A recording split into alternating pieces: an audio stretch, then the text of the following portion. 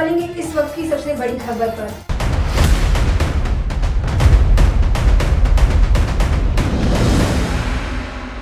उड़ीसा की लोकप्रिय गायिका लिटिल कार अब नहीं रही। 26 साल की उम्र में उन्होंने दुनिया को अलविदा कह दिया।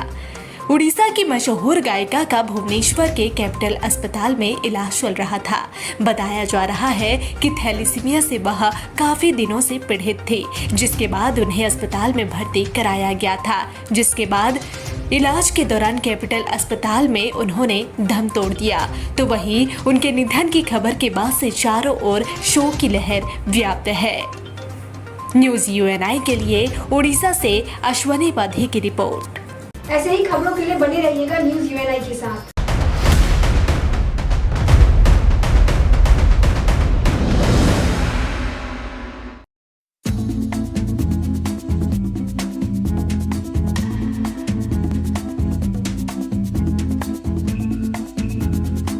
Wellman Finance is a personal finance platform focused on empowering and serving millennials to take a well-informed decision while buying a financial product like home loan, car loan, personal loan, business loan, credit card, insurance, loan against property, etc. For more details, contact us. नमस्कार, मैं सुहाना आपके साथ और आप देख रहे हैं news Uni. CPIML के नेताओं ने आज अचानक एक प्रेस कॉन्फ्रेंस की, जिसमें उन्होंने बताया कि 7 सूत्री मांगों को लेकर उन्होंने ज्ञापन सौंपा है। कौन सी थी वो मांगे, जानने के लिए देखिए।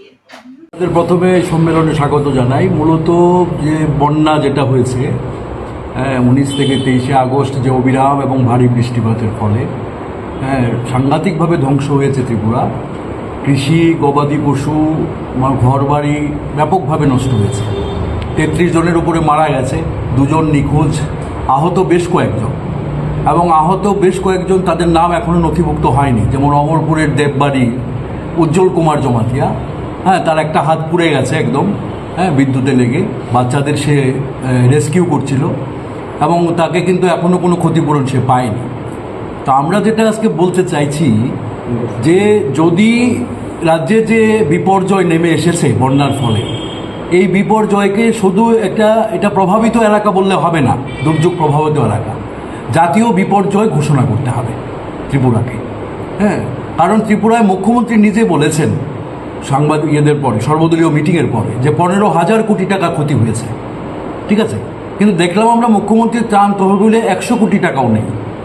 এখন যেগুলো তারা বলছেন মুখে যে যারা মারা গেছে তাদেরকে 4 লক্ষ টাকা করে দেওয়া হবে, কিন্তু কারোর অ্যাকাউন্টে 1 টাকাও ঢোকেনি। শুধু 10,000 টাকা যেটা তাদের সৎকারের জন্য দেওয়া হয়েছিল, তারপর আর 1টি টাকাও তারা পায়নি। যারা ই শ্রম কার্ড বা অসংগঠিত ক্ষেত্রের শ্রমিক, তাদের 4,000 টাকা দেওয়া হবে, এটা এখনও ঢোকেনি।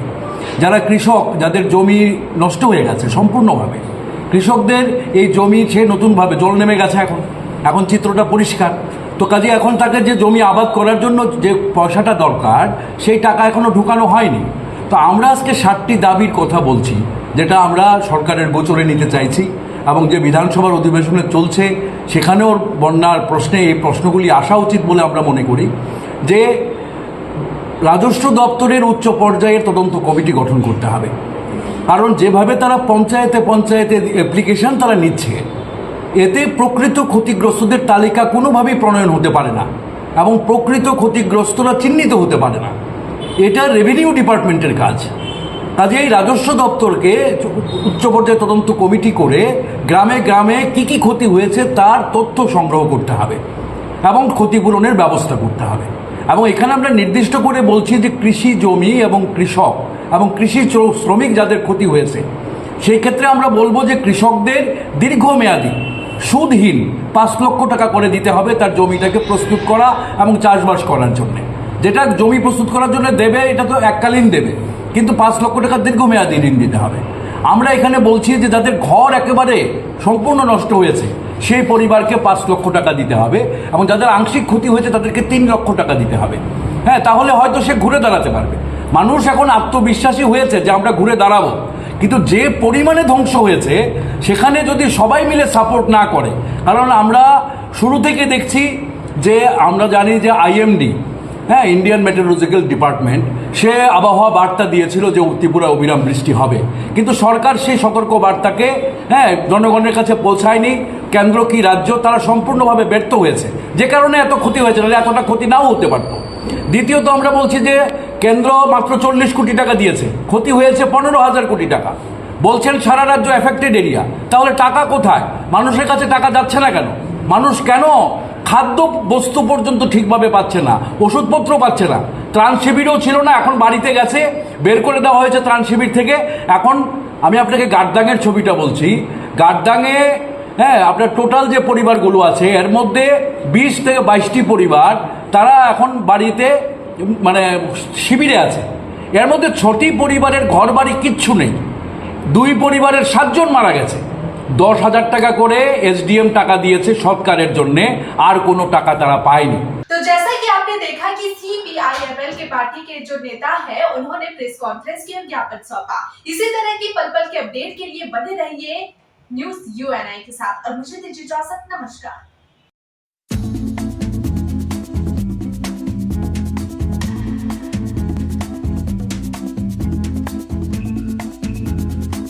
Wellman Finance is a personal finance platform focused on empowering and serving millennials to take a well-informed decision while buying a financial product like home loan, car loan, personal loan, business loan, credit card, insurance, loan against property, etc. For more details, contact us. नमस्कार, आप देख रहे हैं news Uni. मैं प्रीति सिंह। एक video social media पे जम के वायरल हो रहा है, जहां पे माता पिता यानी कि पेरेंट्स और प्रिंसिपल के बीच में तीखी नोकझोंक हो रही है। ये नोकझोंक कोई आम बात नहीं, बल्कि टिफिन में लाए खाने को लेके हो रहा है। उस भोजन को आपत्तिजनक बताते हुए प्रिंसिपल ने इस पे माता पिता से जम के बहस की। आइए देखते हैं पूरी रिपोर्ट। एक चौंकाने वाला वीडियो सोशल मीडिया पे जम के वायरल हो रहा है। स्कूल के प्रिंसिपल को एक छात्र के माता पिता के साथ तीखी बहस करते हुए देखा जा रहा है, क्योंकि छात्र ने स्कूल में टिफिन में मांसाहारी भोजन ले आया था। मुस्लिम समुदाय से ताल्लुक रखने वाले 7 वर्षीय छात्र को इसी कारण से स्कूल से निलंबित कर दिया गया है। यह घटना कथित तौर पर उत्तर प्रदेश के अमरोहा में हिल्टन पब्लिक स्कूल की है। वीडियो में छात्र की मां को प्रिंसिपल से बहस करते हुए सुना जा सकता है, जिसमें दावा किया है कि छात्र ने अपने टिफिन में मांसाहारी भोजन नहीं लाया था और धार्मिक आधार पर की गई टिप्पणियों को खंडित किया है। प्रिंसिपल ने तर्क दिया है कि स्कूल उन छात्रों को नहीं पढ़ाना चाहता जो स्कूल में मांसाहारी भोजन लाते हैं और मुसलमानों के बारे में अपमानजनक टिप्पणी करते हुए जिसमें छात्रों पर हिंदू मंदिरों को ध्वज करने का आरोप लगाने भी शामिल है। आपने बच्चों को बिठाना था तो आपने मुझे सुबह फोन करना था या नहीं? नहीं बिठाना था हमें। नहीं, क्लास में नहीं आपके बच्चों को पढ़ाना हमें। फोन करना था या नहीं? संस्कार वाले बच्चों को हमें नहीं पढ़ाना। सर 3 महीने से हमारे है ना मंदिरों को तोड़ेंगे, ऐसा कुछ नहीं है। सुनिए, हम बच्चों को तोड़ेंगे और नॉनवेज लेकर के आएंगे। आपने कई बार नॉनवेज भेजा है, बच्चा आपका कह रहा है इस चीज मैं नॉनवेज लेकर के आता हूँ, मैं सबको नॉनवेज ला करके मुसलमान बनाऊंगा, ये बच्चा कहता है आपका। इस चीज को आप इसको इस तरह से बोल ही नहीं, क्योंकि इसकी आवाज तो आप भी कुछ नहीं बोल सकते। नहीं, आप लगातार परेशान कर रहे हैं। हम CBSE की मीटिंग में बैठे हुए हैं, आपसे ज्यादा हमारा काम वो है। ये बच्चा मेरा जितना भोला है ना, बहुत भोला है। पूरी कॉलोनी में इसके बारे में कोई उंगली नहीं उठा सकता। आपका बच्चा नॉनवेज लेकर के आया था। जी बताइए। आपने फौरन मना कर दिया, हमारा बच्चा नॉनवेज लेकर आया था। वो कह रहा है मैं लेके आया हूँ, बरी की बिरयानी बनाई थी हमने। अरे ये बोल रहा है आपका बच्चा मैं लेके आया हूँ नॉनवेज। कब लाए हो बेटा?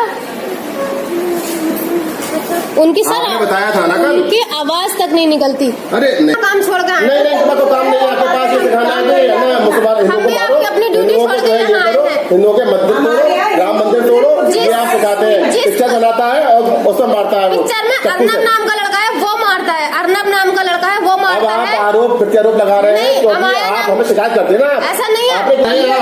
मैं है ना क्या कहते हैं, आज ज्यादा मत करिएगा। मैं है ना पुलिस को बुलाऊंगा, मैं अभी बुलाइए आप, और पेरेंट्स आएंगे सब। बुलाइए आप पुलिस को, बुलाइए, करिए हम आपको। बिल्कुल करिए आप फोन। आपसे भी कहा था आप और सुबह आ गए भैया हवा और काम करने, आपकी वजह नहीं बैठा हुआ है स्कूल में। आप सुनिए मेरी बात। आपके मैं पहले नहीं बैठा हुआ हूँ जो इस तरीके के मतलब दुष्प्रचार करते हैं, सुप्रचार करते हैं। मैं ये संस्कार नहीं सिखाना चाहता। आप अपनी मत बोले जाइए बिल्कुल भी। आप ये बताइए 3 महीने पहले तो आप है ना किसी पुरुष को भेजिए। सुनिए मेरी बात। मैं महिला से बात नहीं करता, मैडम आएंगी आप उनसे बात करिएगा। हमने तो कल से किसी बात नहीं करी, मैंने तो मैडम से काफी बात करना चाहिए। क्यों क्या बात करें आपसे? जो सर आएंगे तब बात करें। बातें ऐसी करिए आपके बच्चों ने। आप कह रहे हैं मैडम, अभी यहाँ पर 20 पेरेंट्स आएंगे जो क्लास में बच्चे पढ़ते हैं 30। सुनिए आप, सुनिएगा, 3 महीने से मेरा बच्चा शिकायत कर रहा है कि बच्चे हिंदू मुस्लिम करते हैं। अरे ये सिखा रहे हैं आप सिखा रहे हैं, हम पे डाल रहे हैं आरोप। अर्नब लड़का है, अर्नब नाम का, इतना बदतमीज है।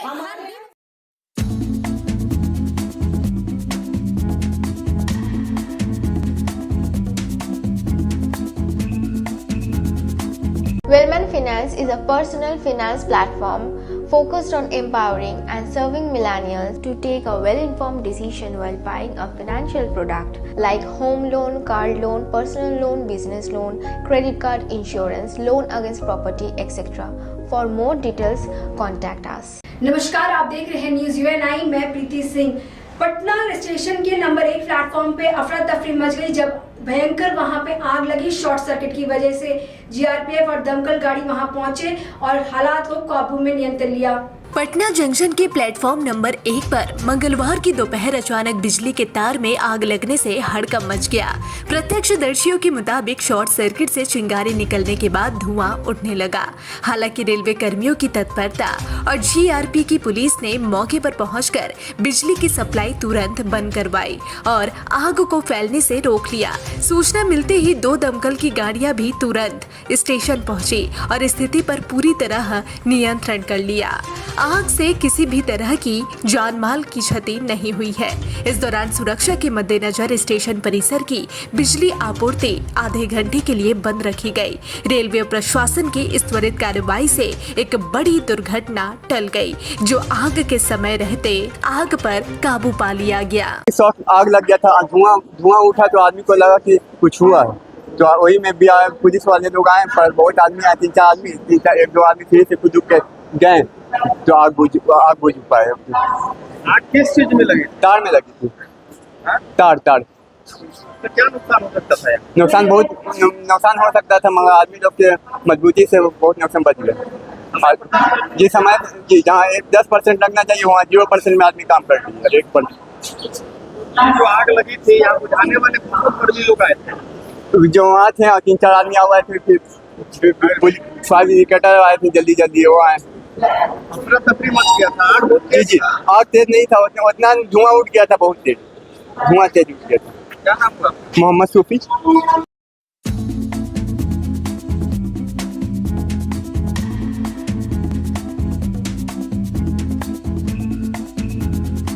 Wellman Finance is a personal finance platform focused on empowering and serving millennials to take a well-informed decision while buying a financial product like home loan, car loan, personal loan, business loan, credit card, insurance, loan against property, etc. For more details, contact us. नमस्कार, आप देख रहे हैं news Uni. मैं प्रीति सिंह। तो गणपति बप्पा का दिन अब आ चुका है। मानो आपका इंतजार, हर भक्तों का इंतजार अब खत्म हो चुका है। लाल बाग का पहला लुक सामने आ चुका है। आइए देखते हैं ये खास रिपोर्ट। मुंबई के लाल बागचा राजा का पहला लुक सामने आया है। लाल बाग में लाल बागचा राजा मंडल द्वारा गणेश चतुर्थी उत्सव से पहले अनावरण किया गया है, जो शनिवार 7 सितंबर से शुरू होगा। गणेश चतुर्थी का 10 दिवसीय उत्सव चतुर्थी से शुरू होता है और अनंत चतुर्थी के साथ समाप्त होता है। लाल बागचा राजा का इतिहास काफ़ी प्रसिद्ध है, क्योंकि यह मुंबई की सबसे लोकप्रिय गणेश मूर्तियों में से एक है, जो लाल बाग में पुतलाबाई चौल में स्थित है।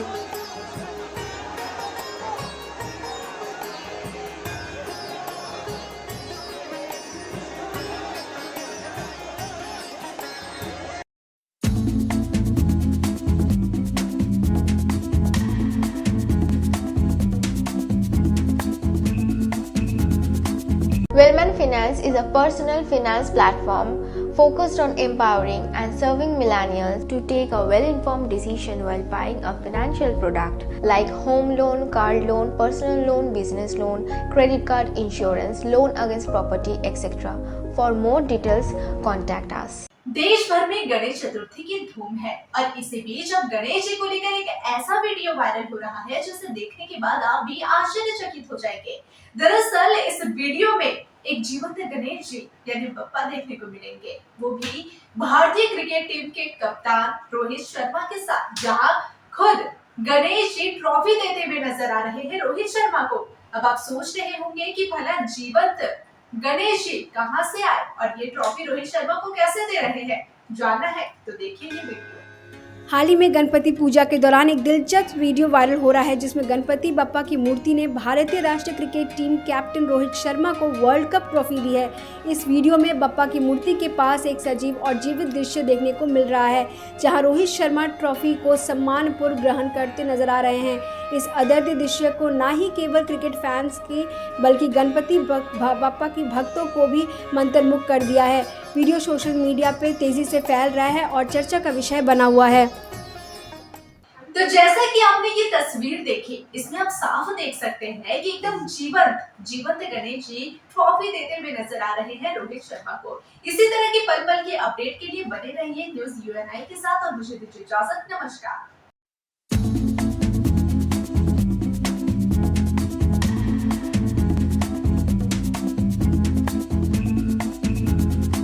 Wellman Finance is a personal finance platform focused on empowering and serving millennials to take a well-informed decision while buying a financial product like home loan, car loan, personal loan, business loan, credit card, insurance, loan against property, etc.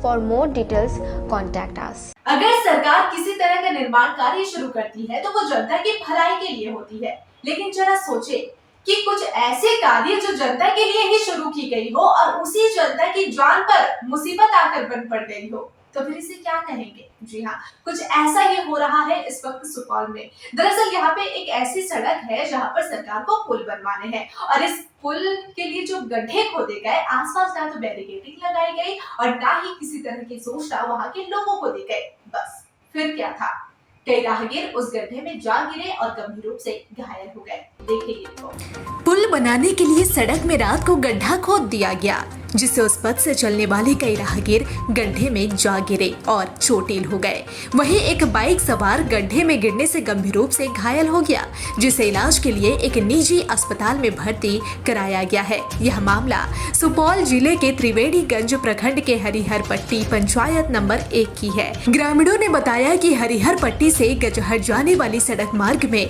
पुल निर्माण के लिए काम को लेकर संवेदक द्वारा देर शाम सड़क में गड्ढा खोद दिया गया। चूंकि गड्ढा खोदने के बाद रात हो गई, ऐसे में जो राहगीर दिन के उजाले में इस पथ से सफर किए, उन्हें यह जानकारी नहीं थी कि सड़क में गड्ढा खोद दिया गया है। ऐसे में इस पथ से गुजरने वाले कई राहगीर गड्ढे में गिरकर चोटिल हो गए।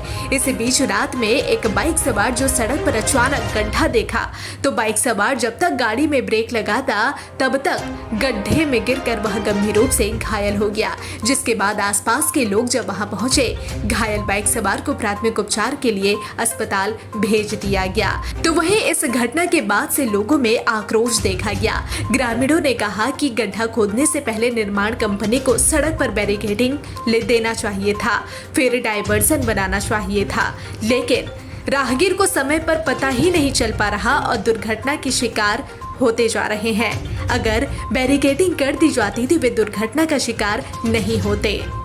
ये गड्ढा कब खोदा गया? ये 4 बजे शुरू हुआ, 6 बजे तक गड्ढा खोदा गया अंधेरा तक। और जो सवेरे से 3 बजे जो हाट उस पार में हाट लगता है और 3 बजे जो हट गया रात में, तो पता था सीधा रोड है, वो आते गया 4-5 आदमी गिरा, जिसमें एक आदमी गंभीर रूप से घायल है, उसका बहुत नाजुक हालत है। ये कहाँ है? ये गधर लग रहा है वार्ड नंबर 1 में, नहर के किनारे। ये कि अभी जो मामला हुआ है, एक रोड पे ठेकेदार के द्वारा गड्ढा खोद दिया जाता है रात में और वहाँ पे आने जाने वाला गिर जाता है। अभी जो है इसका हालत बहुत गंभीर है, क्या कुछ कहेंगे इस पर? उसको तो जैसे रात में गड्ढा शाम में खोदवाया है, लोगों को जानकारी थी नहीं जहाँ रोड कटा हुआ है या गड्ढा खोदा हुआ है। हाँ, ब्रेकेटिंग लगा हुआ था नहीं दोनों साइड में, किसी साइड से। ये हाट से आ रहा था मोटरसाइकिल से और अचानक वहाँ आने के बाद जो देखा, ब्रेक मारने के बाद भी नीचे गिर गया वो। अभी क्या स्थिति है इसका? स्थिति दयनीय है, पूरा चोट लगा हुआ है और जहाँ के हाल में पड़ा हुआ है। तो जैसा कि आपने ये खबर देखी, इसमें आप साफ देख सकते हैं कि किस तरह से ये जो गड्ढे बनाए गए हैं, यहाँ पर आसपास किसी तरह की बैरिकेडिंग की व्यवस्था नहीं है। अब मुसीबत बन पड़ी है वहां के राहगीरों के लिए। कई राहगीर घायल हुए हैं, कुछ तो गंभीर रूप से घायल है। बहरहाल अब देखने वाली बात होगी कि इस पर आगे क्या कुछ कार्रवाई होती है। इसी तरह की पल पल के अपडेट के लिए बने रहिए न्यूज़ UNI के साथ और मुझे दीजिए इजाजत। नमस्कार।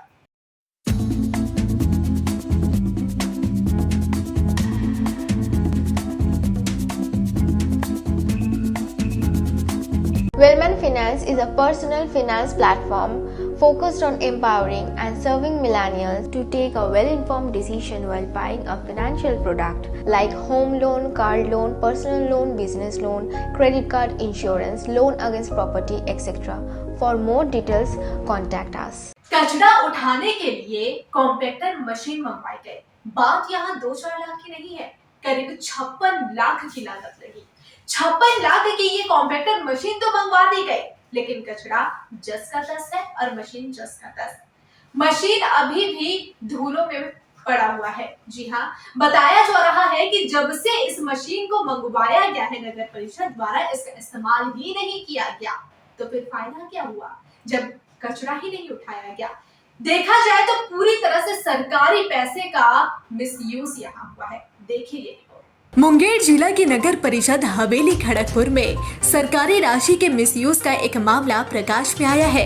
नगर परिषद प्रबंधन ने साल 2021 में रुद्रा एंटरप्राइजेस गया के माध्यम से 56 लाख रुपए की लागत से नगर परिषद क्षेत्र के कचरा के उठाव के लिए कॉम्पैक्टर मशीन मंगवाया था।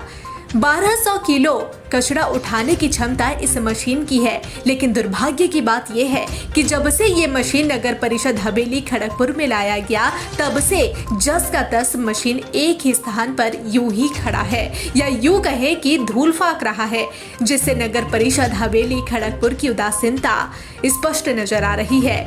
इस मामले में नगर परिषद के वार्ड पार्षदों और उनके जनप्रतिनिधियों की माने तो नगर परिषद प्रबंधन द्वारा कॉम्पैक्टर मशीन का नगर परिषद क्षेत्र के कचरा उठाव के लिए एक दिन भी उपयोग नहीं किया गया। ये सिर्फ हाथी का दांत साबित हो रहा है या यूं कहे कि नगर परिषद हवेली खड़गपुर के लिए शोभा की वस्तु बनकर रह गई है। और तो और इसे चलाने वाला कोई कुशल चालक भी नगर परिषद के पास नहीं है। क्या कौन सा मशीन है? कॉम्पैक्टर मशीन है। क्या काम आता है? कचरा उठाना, ऐसा कचरा को ज़्यादा कचरा हो जाता है, इसको पैक करके उसको छोटा करना। अच्छा, कब खरीदा गया था ये? 2021 में। कितना का लागत? 50 लाख से अधिक की लागत है। जब से खरीदा आज तक रोड पर दौड़ी या कचरा उठाई? रोड पे उठाई है। एक बार भी नहीं रोड पे उठाई। तो क्या लगता है सरकार का पैसा? सरकार का पैसा वेस्ट हो रहा है। अधिकारी क्या कर रहे हैं? अधिकारी सुतल है, जो जब से आया तब से सब अधिकारी सब सोया हुआ है। ऐसे को ध्यान में नहीं है, ऐसे पड़ा हुआ है। तो ये नहीं लगे जंग खा रहा है सरकार का पैसा भी जंग खा रहा है। जो उसमें कचरा उठाने का वो जंग खा रहा है मशीन में, गाड़ी में। पार्षद कहाँ है? मुख्य पार्षद कहाँ है? कार्यपालिका अभियंता कहाँ है? पार्षद और मुख्य पार्षद के ये अथी में नहीं खरीदा गया था, उससे पहले वो लोग भी ट्राई कर रहा है मशीन को चालू करके रोड पे इसको लाने के लिए। सब वार्ड पार्षद सब इसको। क्या नाम हुआ आपका? मेरा नाम राहुल कुमार। क्या है? वार्ड प्रतिनिधि, वार्ड नंबर 4। तो जैसा कि आपने ये रिपोर्ट देखी, इस रिपोर्ट में आपने देखा कि किस तरह से ये कॉम्पैक्टर मशीन तो मंगवा दी गई 56 लाख की लागत से, लेकिन इस सरकारी पैसे का मिसयूज करते हुए किस तरह से ये अभी भी धूलों में पड़ा हुआ है। इस मशीन का इस्तेमाल अभी तक नहीं किया गया। सवाल यहाँ पर प्रशासन पर है, नगर परिषद से ये सवाल उठ रहे हैं। नगर परिषद को लेकर लोग लगातार सवाल जवाब कर रहे हैं, लेकिन देखने वाली बात होगी कि कब तक इनके सिर पे जूं रेंगती है। इसी तरह की पल पल के अपडेट के लिए बने रहिए न्यूज़ UNI के साथ और मुझे दीजिए इजाजत। नमस्कार।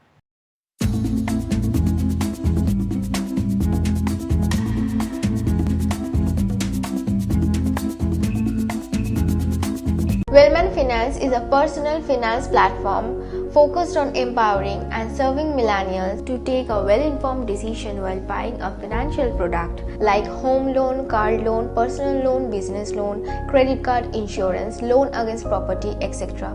For more details, contact us. नमस्कार, आप देख रहे हैं न्यूज़ UNI। मैं प्रीति सिंह एक बार फिर बड़ी खबर के साथ आप लौट आई हूँ। आज आए दिन वारदाती खबरें बढ़ते जा रही हैं, मानो कि क्राइम कम होने का नाम ही ना ले रहा हो। हाल ही में मालदा में एक वेबसाइट पे मोटरसाइकिल पे जा रहे घर को एक अज्ञात आदमी ने गोली मार दी। गोली मारने के बाद वो व्यवसायी वहीं गिर पड़ा और लहूलुहान हो गया। उसे तुरंत अस्पताल पहुंचाया गया। उसकी अभी तक इलाज चल रही है। व्यवसायी की तरफ से कोई स्टेटमेंट नहीं लिया गया है, लेकिन उसके बेटे ने बताया है कि जब बाजार से वो दोनों बाप बेटे लौट रहे थे उस दौरान ये वारदात हुई। आइए देखते हैं पूरी रिपोर्ट। बाजार से लौटते समय व्यवसायी को गोली मार दी गई। बताया जा रहा है कि मोटरसाइकिल का पीछा करके किसी ने गोली मारी है। गोली कमर की बाईं ओर से पार हो गई है। व्यापारी मौके पर ही लहूलुहान होकर गिर पड़ा। व्यापारी के साथ उसका बेटा भी साथ में था, जिसने पिता को हॉस्पिटल लेके गया। घटना से इलाके में सनसनी फैल गई है। आईसी के नेतृत्व में मौके पर भारी पुलिस बल पहुंचा। घटना मालदह जिले की हरिचंदपुर थाने की कसूदा ग्राम पंचायत की बारी गांव की है। जिस कारोबारी को गोली मारी गई उसका नाम सचिन पोद्दार बताया जा रहा है। वह हरिचंदपुर थाने के कुस्तुरियापुर इलाके के रहने वाला है। फिलहाल हरिचंदपुर ग्रामीण अस्पताल में उसका इलाज चल रहा है। इस दिन बारी क्षेत्र में बाजार लगा हुआ था। सचिन बाबू उस बाजार में गए हुए थे उनके बेटे के साथ।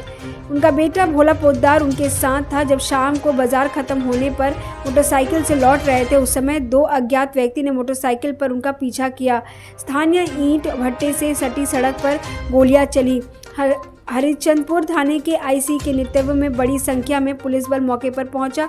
पुलिस विभिन्न सैकड़ों सड़कों के सीसीटीवी फुटेज की जांच कर रही है और कार्रवाई कर रही है इस मामले पे। কিভাবে কে গুলি মারলো আপনাকে, কি হয়েছিল? শুনতে পারলাম না, দুজন দিকে বেরিয়েছে। কজন ছিল? ওরা দুজন ছিল বাইকে। বাইকে? তো কোথা থেকে আসছিলেন আপনি? বাড়ি থেকে আসছিলাম। বাড়ি থেকে? আর ওরা কোন দিক দিয়ে আসছিল? ওরা বাড়ি থেকে বাড়ি আসছিল ওইদিকে আমার দিকে। হ্যাঁ, ওভারটেক করে পিছনে হয়ে গেল, আবার গুলি চালিয়ে দিল। আচ্ছা, তারপরে আমরা ভয়ে পালিয়ে গেলাম ওখান থেকে জানবাসী। আচ্ছা, গুলিটা কোথায় লেগেছে আপনার? এই সাইডে ভালো গেছে। সাইড দিয়ে বেরিয়ে গেছে? লুঙ্গি টুঙ্গি ফিরে জামা টামা ফালি। আচ্ছা, কারোর সঙ্গে কি শত্রু ছিল আপনার? কি করেন আপনি? এমনি গেছিলাম হাটে। হাটে গেছিলেন? কোন হাটে গেছিলেন? ওর বাড়ি। ওয়ারিতে? ওটা কি বিহারের পাশে ওয়ারি? আমাদের বাঙাল। বাঙালে পড়ছে? ভোজপুর থানা। আচ্ছা, আপনি কি করেন? আমি এমনি গেছিলাম, কিছু করি না, এমনি কাগজে টাকা পাচ্ছিলাম গেছিলাম। ও আমাদের বন্ধু বান্ধবের ভিতরে আছে ওগুলো লোক। তো চাইতে গেছিলেন টাকা? ওরা কিছু করেনি, ওরা নিজের কুটুম্ব বলে আমাদের। আচ্ছা,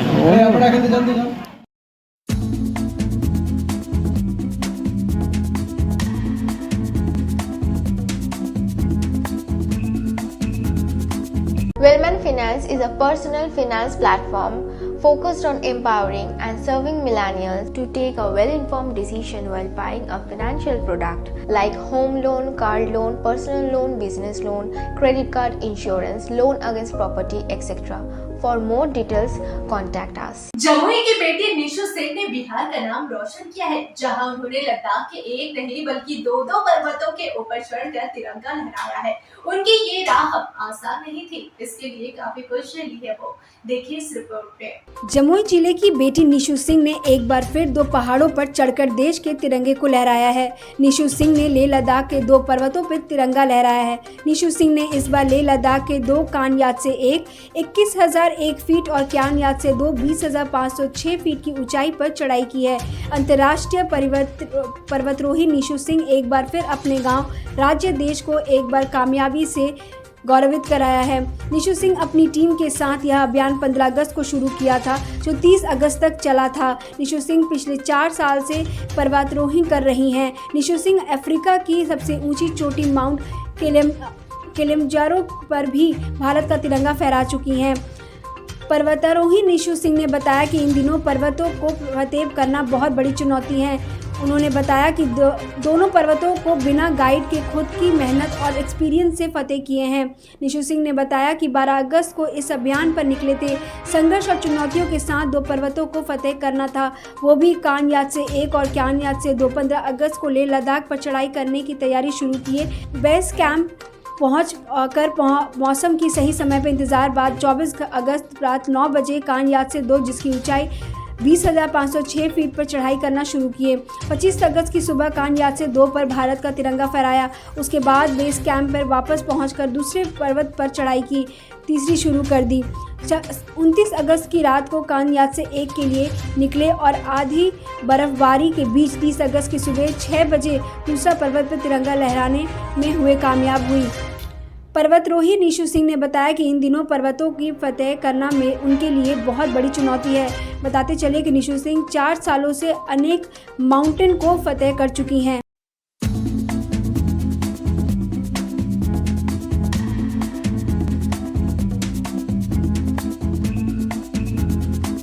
Wellman Finance is a personal finance platform focused on empowering and serving millennials to take a well-informed decision while buying a financial product like home loan, car loan, personal loan, business loan, credit card, insurance, loan against property, etc. For more details, contact us. BJP के राष्ट्रीय अध्यक्ष और स्वास्थ्य मंत्री JP Nadda इस वक्त बिहार दौरे पर है। आज जब वे पटना एयरपोर्ट पर पहुंचे तो बड़े ही गर्मजोशी के साथ पार्टी कार्यकर्ताओं ने उनका स्वागत किया। इतना ही नहीं, बताया जा रहा है कि बिहार में उनके कई कुछ कार्यक्रम होने हैं और इस दौरान वे पटना में एम्स का भी निरीक्षण करेंगे। तो आज हम आपको बताएंगे कि आखिर क्यों है जेपी नड्डा का ये बिहार दौरा इतना अहम। देखिए ये रिपोर्ट। केंद्र सरकार मंत्री और भाजपा के राष्ट्रीय अध्यक्ष जेपी नड्डा आज पटना पहुंचे, जहां पटना एयरपोर्ट पर भाजपा नेताओं ने ढोल नगाड़ों के साथ उनका गर्मजोशी के साथ स्वागत किया। नड्डा आज बिहार की सरकार के साथ मिलकर पटना में कई योजनाओं का उद्घाटन करेंगे जो राज्य के स्वास्थ्य और विकास के लिए महत्वपूर्ण मानी जा रही है। इसके अलावा नड्डा कल दरभंगा एम्स का निरीक्षण करेंगे, जिस पर जेडीयू का सांसद और कार्यकारी राष्ट्रीय अध्यक्ष संजय झा ने कहा कि दरभंगा एम्स को मंजूरी मिलना बिहार के लिए एक बड़ा गेम चेंजर साबित होगा। इसी बात उनके साथ इस दौरे पर शामिल भी रहेंगे संजय झा तेजस्वी यादव को भी ताना कसते हुए कहा कि उनके बयानों पर कुछ कहा नहीं जा सकता। भाजपा के संगठन मंत्री ऋतुराज सिन्हा ने नड्डा के बिहार दौरे को सकारात्मक बताते हुए नड्डा जी के आने को बिहार को बहुत लाभ होगा बताया। का उद्घाटन करेंगे आज और कल दरभंगा एम्स का निरीक्षण कर जाएंगे। कितनी बड़ी उपलब्धि रहेगी? केंद्रीय स्वास्थ्य मंत्री एवं भाजपा के राष्ट्रीय अध्यक्ष माननीय जगत प्रकाश नड्डा जी, जिनकी शिक्षा दीक्षा और शुरुआती जीवन काल पटना बिहार में बीता है, आज बिहार के दौरे पे आए हैं और स्वास्थ्य मंत्रालय के कार्यों के साथ भाजपा के संगठनात्मक बैठकों में भी भाग लेंगे। और आप देख सकते हैं कि किस तरह का उत्साह भाजपा के कार्यकर्ताओं के बीच में। बिहार के विधानसभा चुनाव में भी ऐसा देखने को मिलेगा। देखिए, भारतीय जनता पार्टी का संगठन निरंतरता से संगठनात्मक कार्यों में लगा रहता है। अभी सदस्यता अभियान पार्टी का चल रहा है। बहुत उत्तम रिस्पॉन्स पिछले कुछ दिनों में इसका मिला है और मुझे लगता है कि माननीय नड्डा जी के आने से इसमें बहुत तेजी और बहुत ज्यादा मोटिवेशन सबको मिलने वाला है।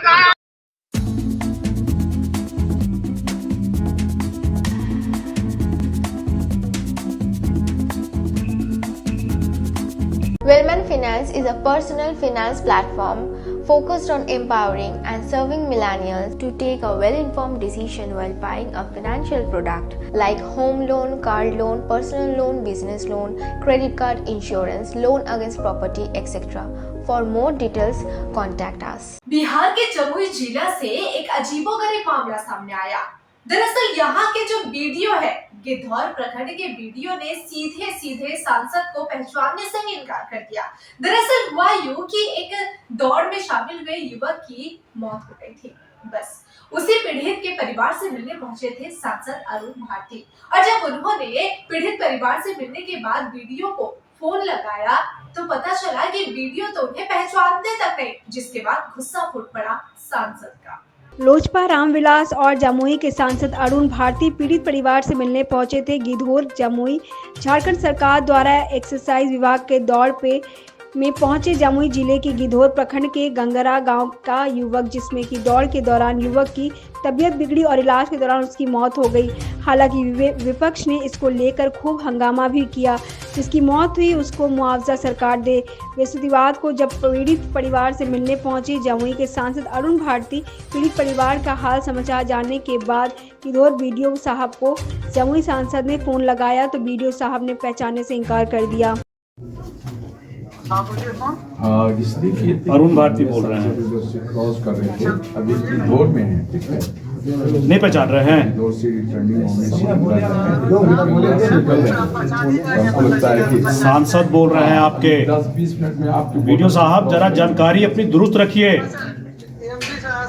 हाँ तो अपनी जानकारी जरा दुरुस्त रखिए। जहाँ भी गाड़ी है ना वो अपना लगा। गांव का जब आपको बताया गया आपको समझ में नहीं आया? नहीं सर, नहीं सुना है पूरा, सॉरी सर। अच्छा ऐसा है, आपको पता होगा कि आपके ही एरिया में गंगरा में एक गए थे, यहाँ के बेटे हैं, यहाँ गए थे वहाँ झारखंड एक्साइज के रिक्रूटमेंट एग्जाम में दौड़ने के लिए और उनकी वहाँ मृत्यु हो गई है। हाँ सर मालूम है सर। तो आप प्रशासन की तरफ से क्या प्रशासन इतना भी मानवता नहीं बरतता है कि आकर के पीड़ित परिवार से एक बार मिल ले? सर मिल लेते हैं सर। आपको मिलना चाहिए और उनको आपको आश्वासन देना चाहिए कि प्रशासन की तरफ से इनको की जो भी मदद हो सके वो की जाएगी।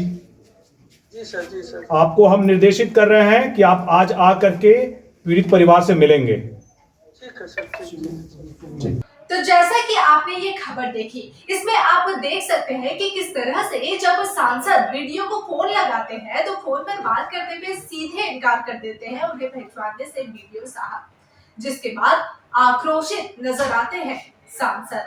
इसी तरह की पल-पल की अपडेट के लिए बने रहिए न्यूज़ UNI के साथ और मुझे दीजिए इजाजत। नमस्कार।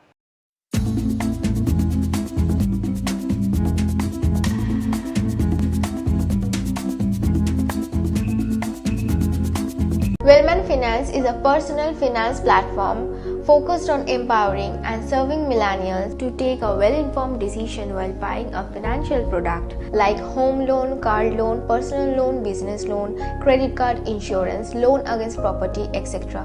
For more details, contact us. Tripura के मंत्री सुधांशु दास ने अभी हाल ही में सोशल मीडिया में जो पोस्ट किया उसे लेकर जो बवाल शुरू हुआ वो अब तक थमने का नाम नहीं ले रहा है। हालांकि मंत्री ने इस पोस्ट को डिलीट तो कर दिया, लेकिन जनता के बीच अब ये फैल चुकी है खबर। इसे कैसे डिलीट करेंगे? आपको बता दें कि जगह जगह विरोध प्रदर्शन की कुछ तस्वीरें सामने आ रही है और आज एक बार फिर से मंत्री के विरोध में प्रदर्शन किया गया। देखिए ये रिपोर्ट। फेसबुक में एक पोस्ट को लेकर जम के हो रहा है प्रदर्शन। मंत्री सुधांशु दास के फेसबुक पोस्ट मामले पर CPIM की आलोचना के विरोध में बीजेपी कार्यकर्ताओं और समर्थकों ने नेता प्रतिपक्ष जितेंद्र चौधरी के घर के सामने जमकर प्रदर्शन किया। वहीं दूसरी तरफ मंत्री सुधांशु दास के भड़काऊ भाषण के विरोध में विपक्षी विधायकों ने विधानसभा में काले झंडे दिखाए।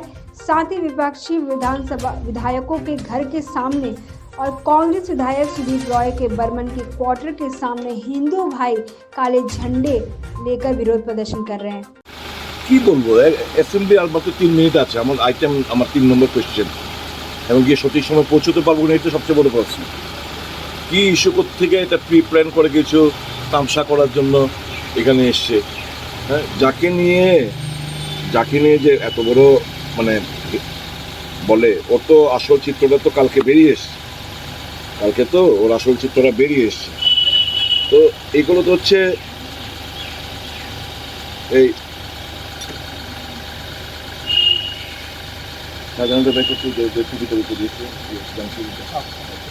তো অ্যাকচুয়ালি এরা তো মুখোশধারী হিন্দুত্ব বলে ঠিকই, কিন্তু প্র্যাকটিক্যালি হিন্দু নামে এরা ধাব্বা, হিন্দুকে বদনাম করছে, সনাতন ধর্মকে বদনাম আনার চেষ্টা করছে।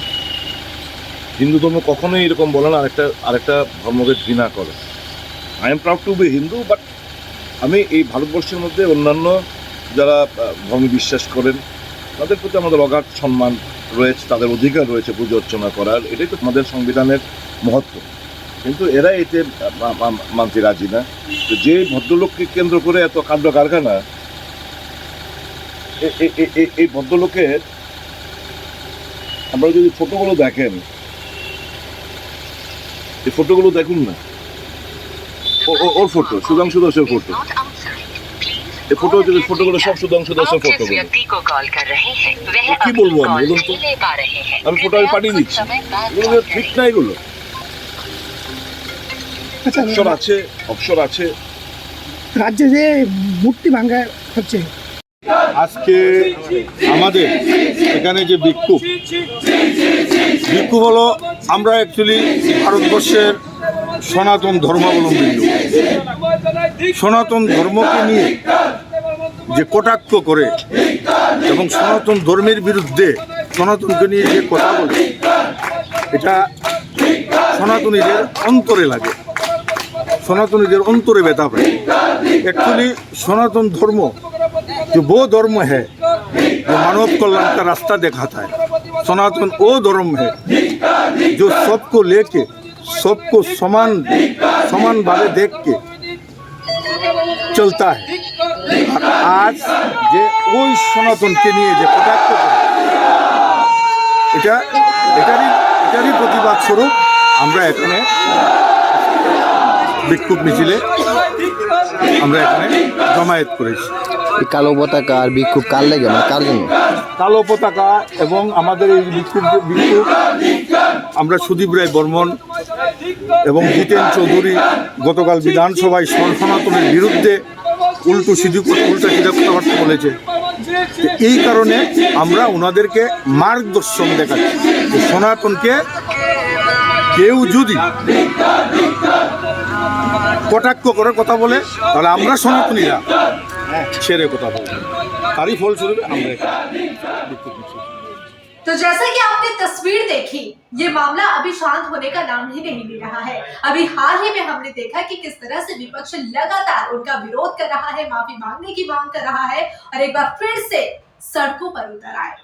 फिलहाल इसी तरह के अपडेट के लिए बने रहिए न्यूज़ UNI के साथ। अब मुझे दीजिए इजाजत, नमस्कार।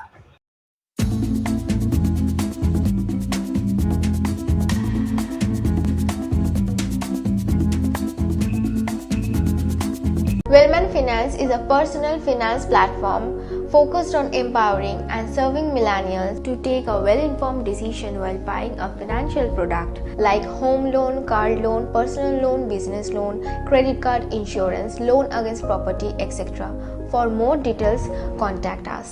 आरजीकर अस्पताल में जो कुछ हुआ उसके बाद से पूरा देश सहमा हुआ है। देश के हर कोने से लगातार इंसाफ की मांग उठ रही है। जगह जगह प्रदर्शन देखने को मिल रहे हैं, चाहे वो पार्टी के कोई नेता हो या फिर आम जनता। हर कोई एक ही सवाल कर रहा है कि कब दूर होगी ये गंदगी। इसी बीच अब एक बार फिर से बीजेपी का अभियान देखने को मिला। दरअसल सुकांत मजूमदार ने पार्टी के कार्यकर्ताओं को निर्देश दिया था फरक्का प्रखंड में इसी तरह के विरोध प्रदर्शन का, जिसके बाद बीजेपी के पार्टी कार्यकर्ता सड़कों पर उतरे नजर आए। प्रदेश भाजपा अध्यक्ष डॉक्टर सुकांत मजूमदार द्वारा घोषित कार्यक्रम के अनुसार शुक्रवार को फरक्का भाजपा नेतृत्व एवं कार्यकर्ताओं ने फरक्का प्रखंड में NTCP के राष्ट्रीय राजमार्ग संख्या 12 पर सड़क जाम कर विरोध प्रदर्शन किया। उनकी मांग है कि अपराध के दोषियों को तुरंत सजा दी जानी चाहिए और अब तक अपराध में शामिल दोषियों को सजा नहीं मिल जाती तब तक आंदोलन जारी रहेगा। आज के सड़क जाम में मंडल 1 के अध्यक्ष स्वपन घोष, मंडल 2 के पिंटू मंडल और फरक्का ब्लॉक के सहसहयोग आयान घोष सहित अन्य नेता और कार्यकर्ता शामिल थे। দেখুন আরজিকর কাণ্ডে ধর্ষণ, খুন, প্রমাণ লোপাট এবং একাধিক নারী নির্যাতনের ঘটনায় পশ্চিমবঙ্গের আইন শৃঙ্খলা অবনতি ঘটে চলেছে। এর প্রতিবাদে রাজ্য জুড়ে প্রতিটা বিধানসভায় প্রতিটা মণ্ডলে এই চাক্কা জাম বা রাস্তা ধর্মঘট কর্মসূচি আমরা পালন করছি। আজকে আমাদের এখানটাতে 25 মিনিট রাস্তা জাম করা হয়েছে। যে জায়গাটায় হয়েছে সেটা হচ্ছে আমাদের ফরাক্কা NTPC মোড়ে, ন্যাশনাল হাইওয়ের উপরে। কি চাইছেন? এখনো পর্যন্ত তো সিবিআই হাতে গেছে, এখনো পর্যন্ত বিভিন্ন তথ্য পাওয়া গেছে, এখন কি চাইছেন? দেখুন, বিভিন্ন তথ্যের উপর ভিত্তি করে প্রশাসন, পুলিশ প্রশাসন যেভাবে সব কিছুকে ধামাচাপা দেওয়ার চেষ্টা করেছিল, সিবিআই সেটাকে আস্তে আস্তে তুলে ধরছে এবং সুপ্রিম কোর্টও নিজের স্বইচ্ছাতে সেটাকে গ্রহণ করেছেন। ডেটটা গতকাল আমাদের ছিল, কিন্তু উনি অসুস্থ থাকায় ক্যান্সেল হয়েছে। পরবর্তী যে ডেট আমাদের 11 তারিখে আছে, আশা করি আমরা বিচার পাবো, জাস্টিস পাবো। আগামী দিনে আর কি কর্মসূচি রয়েছে? রাজ্য থেকে যা নির্দেশ ছিল 6 তারিখ অবধি আমাদের কর্মসূচি ছিল, কিন্তু আমরা যতক্ষণ জাস্টিস না পাচ্ছি রাজ্য থেকে একের পর এক আমাদের কাছে নির্দেশ আসতেই থাকবে, তাই আমাদের বিজেপির সকল কর্মীকে সেভাবে তৈরি থাকতে হবে এবং এই আন্দোলনে ঝাঁপিয়ে চলতে পারবে। যতদিন না আমরা জাস্টিস পাচ্ছি এই আন্দোলন চলতেই থাকবে। আপনার নাম আর পরিচয়? আমার নাম হচ্ছে স্বপন ঘোষ, फराक्का मंडल 1 सभापति। तो जैसा कि आपने देखा कि किस कदर सुकांत मजुमदार के निर्देशानुसार पार्टी के कार्यकर्ताओं ने फरक्का प्रखंड में यह रैली निकाली, विरोध प्रदर्शन किया, अपराधी के विरोध में ये आवाज उठाई, इंसाफ की मांग लगातार उठाते नजर आ रहे हैं। इसी तरह की पल पल की अपडेट के लिए बने रहिए न्यूज़ UNI के साथ और मुझे दीजिए इजाजत। नमस्कार।